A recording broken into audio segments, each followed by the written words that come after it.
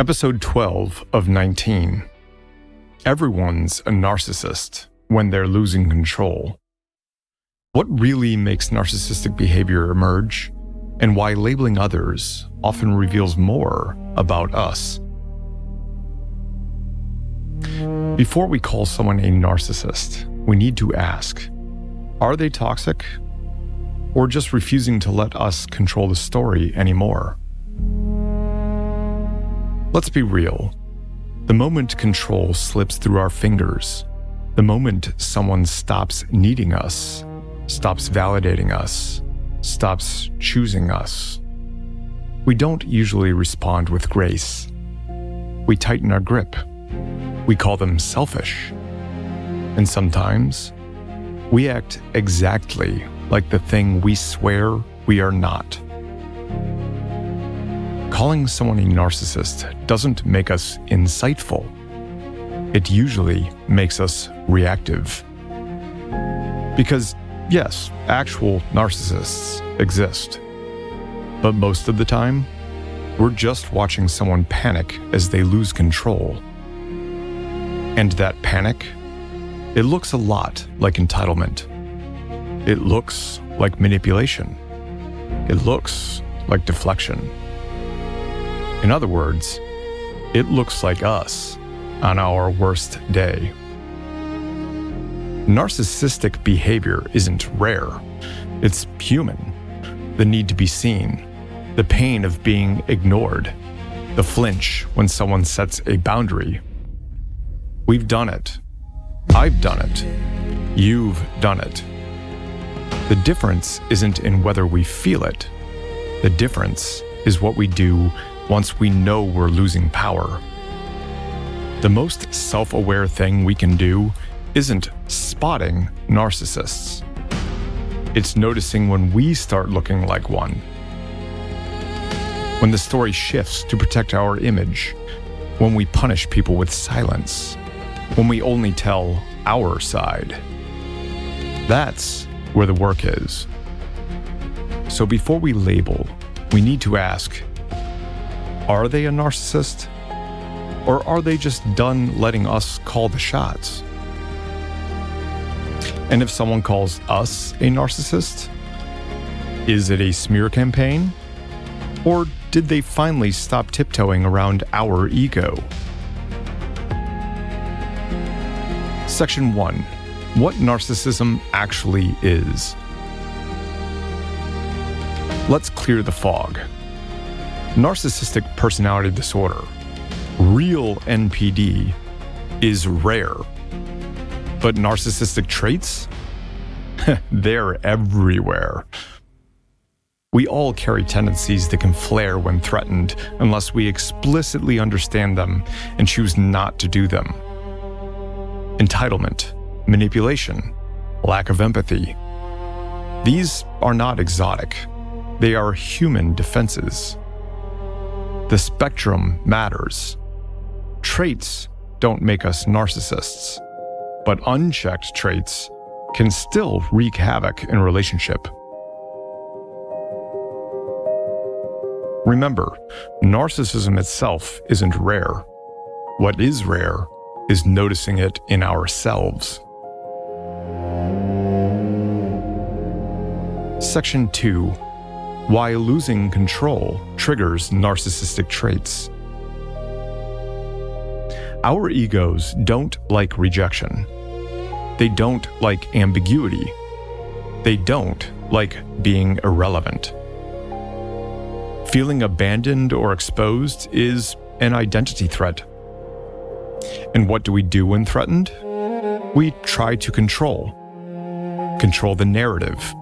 Control the person. Control the perception.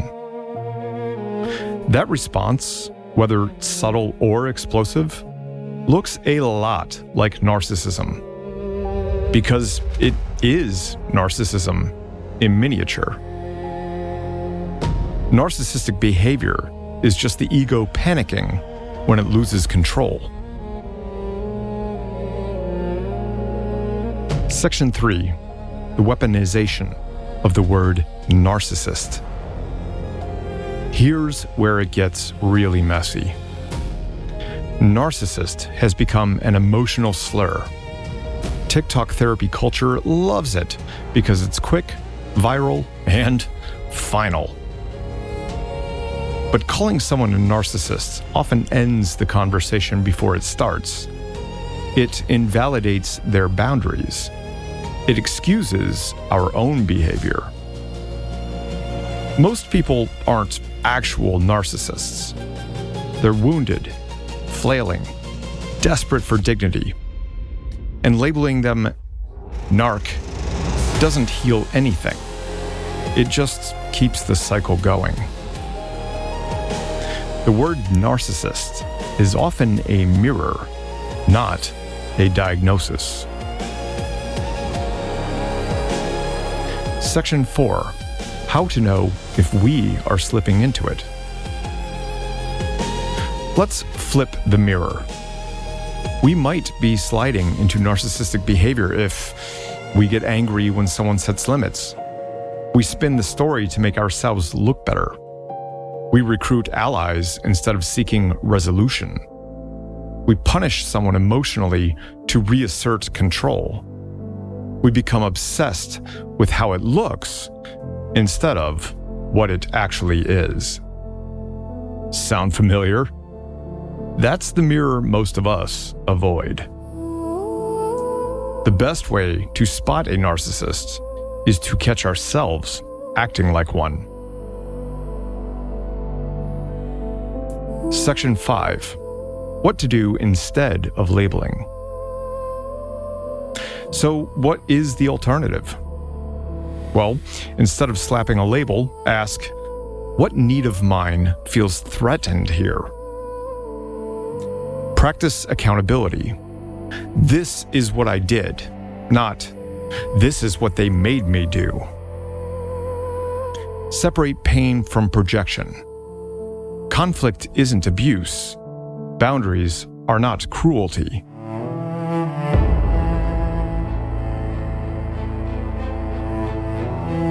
Focus on behaviors, not labels. Because behaviors can change. Labels rarely do. Healing doesn't start with a label. It starts with accountability. Section 6. When it's actually narcissism. Of course, sometimes it is the real thing. We know it's more than traits when there's a pattern over time, not just one fight. There's zero remorse or self-reflection. They cannot handle being wrong. Empathy is weaponized and never real. Being with them feels like constant auditioning for love. That is not just losing control. That is someone built on control. Traits fade when challenged. Narcissism doubles down. Section 7. Final words. Narcissism isn't rare. Self-awareness is. We don't fight narcissism by pointing fingers. We fight it by facing mirrors.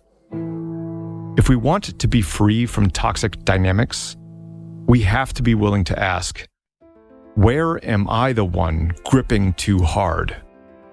Where do I flinch when control slips?